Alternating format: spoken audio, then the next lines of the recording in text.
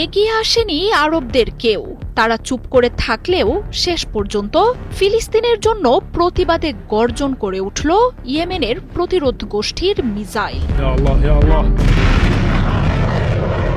ইসরায়েলে ফের ব্যালিস্টিক মিসাইলের ভয়াবহ হামলা চালিয়েছে প্রতিরোধ দলটি। গাজায় হামলার জবাবে নেতানিয়াহুর দেশটিকে ধ্বংস করার লক্ষ্যে চালানো এই হামলায় সাইরেনের শব্দে কেঁপে ওঠে গোটা ইসরায়েল।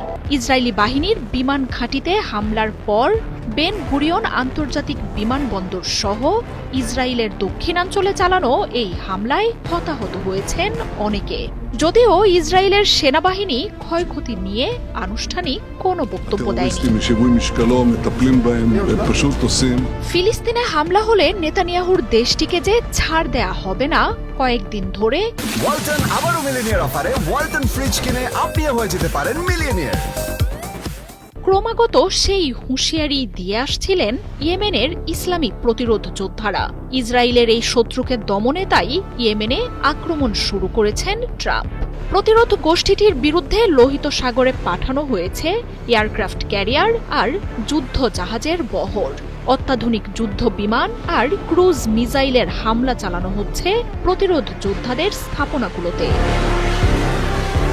তবে এমন হামলা ইয়েমেনের এই দলটিকে থামিয়ে রাখতে পারেনি।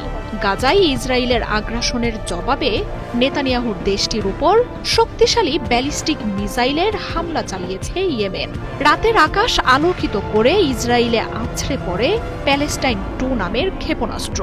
মঙ্গলবার নেগেভ মরুভূমিতে ইসরায়েলের নেভাতিম বিমান ঘাঁটিতে হামলার পরের দিনই বেন গুরিয়ন আন্তর্জাতিক বিমানবন্দরকে লক্ষ্য করে ফের ব্যালিস্টিক মিসাইল ছোড়ে প্রতিরোধ যোদ্ধারা। সৌদি আরবের উপর দিয়ে ইসরায়েলকে লক্ষ্য করে এসব হামলা চালায় ইয়েমেনের প্রতিরোধ গোষ্ঠীটি। হামলায় সাইরেন বেজে ওঠে ইসরায়েলের বেশ কয়েকটি শহরে। নিরাপদ আশ্রয়ের খোঁজে এ সময় শহর জুড়ে ছোটাছুটি শুরু করেন বাসিন্দারা। তবে হামলার ঘটনায় ক্ষয়ক্ষতির সব তথ্য কঠোরভাবে নিয়ন্ত্রণ করেছে নেতানিয়াহুর সরকার। ইয়েমেনের প্রতিরোধ গোষ্ঠীটি জানিয়েছে ফিলিস্তিনের পক্ষে তাদের এই আক্রমণ চলবে, এমনকি সামনের দিনগুলোতে হামলার মাত্রা আরও বাড়ানোর হুঁশিয়ারিও দিয়েছেন তারা।